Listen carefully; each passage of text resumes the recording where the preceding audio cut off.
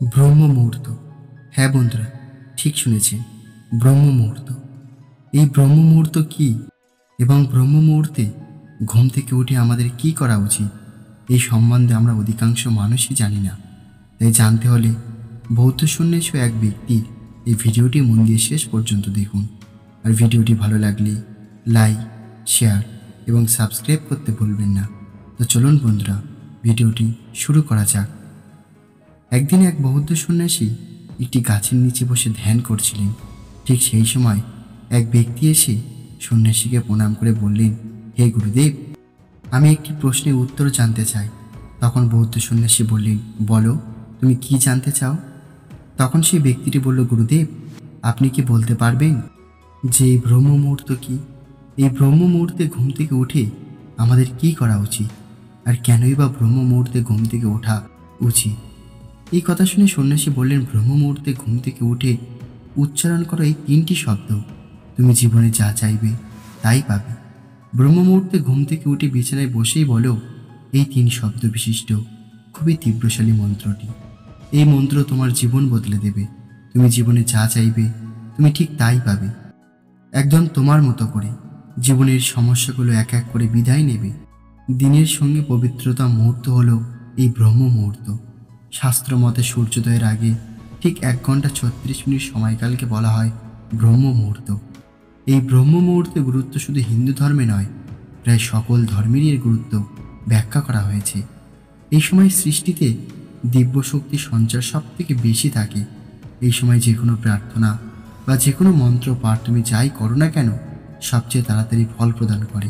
তাই তুমিও যদি দিনের এই মুহূর্তে ঘুম থেকে উঠে এই 3 শব্দের মন্ত্রটি মাত্র 21 বার জপ করতে পারো, তাহলে তুমি জীবনে যা চাইবে তাই পাবে।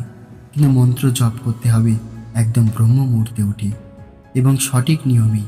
তোমার মন্ত্রটি জপ করা হয়ে গেলে আবার তুমি ঘুমাতে পারো, কিন্তু এই প্রক্রিয়াটি সারতে হবে একদম ব্রহ্ম মুহূর্তে। তুমি এই সময় ঘুম থেকে উঠবে, উঠে উত্তর দিকে বা পূর্ব দিকে মুখ করে বসবে। বসে প্রথমে তুমি তোমার যিনি ইষ্ট দেবতা রয়েছেন, অর্থাৎ যে দেবতার তুমি রোজ পুজো করো, সেই দেবতার উদ্দেশ্যে প্রথমে ভক্তি ভরে প্রণাম জানাবে। তারপর তুমি কিছুক্ষণ ধ্যান করবে। ধ্যান করবার সময় তোমাকে মনে মনে ইতিবাচক চিন্তা কিছু করতে হবে।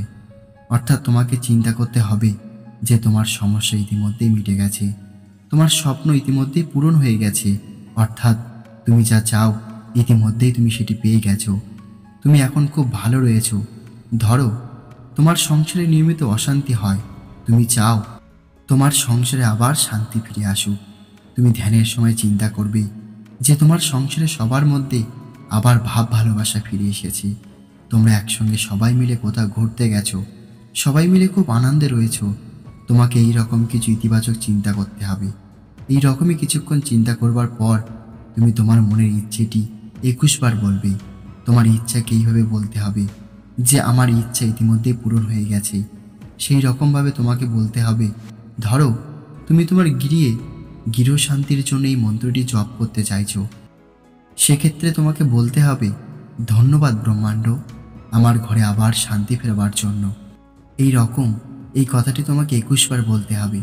ধরো তুমি টাকা পয়সা চাইছো, তুমি অত্যন্ত আর্থিক কষ্টের মধ্যে দিয়ে যাচ্ছ, তুমি চাইছো তোমার যাতে হঠাৎ কিছু অর্থপ্রাপ্তি হয়। সেই ক্ষেত্রে তুমি বলবে, ধন্যবাদ ব্রহ্মাণ্ড, আমাকে হঠাৎ এত অর্থ দেওয়ার জন্য। এই রকমই তোমাকে 21 বার বলতে হবে।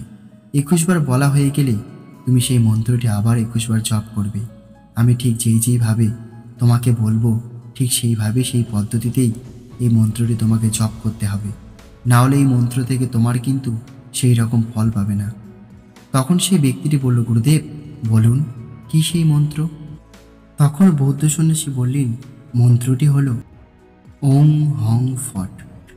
এই মন্ত্রটি সঠিকভাবে ব্রহ্ম মুহূর্তে ঘুম থেকে উঠে জপ করো, দেখবে তোমার ভাগ্য চোখের নিমেষে বদলে যাবে। বিশ্বাস না হলে একদিনের জন্য পরীক্ষা করে দেখতে পারো। তো বন্ধুরা, ভিডিওটি কেমন লাগলো তা কমেন্ট করে অবশ্যই আমাদের জানাবেন। আর ভিডিওটি ভালো লাগলে লাইক, শেয়ার এবং সাবস্ক্রাইব করতে বলবেন না। আর ভিডিওটি শেষ পর্যন্ত দেখার জন্য আপনাদের অসংখ্য ধন্যবাদ জানাই।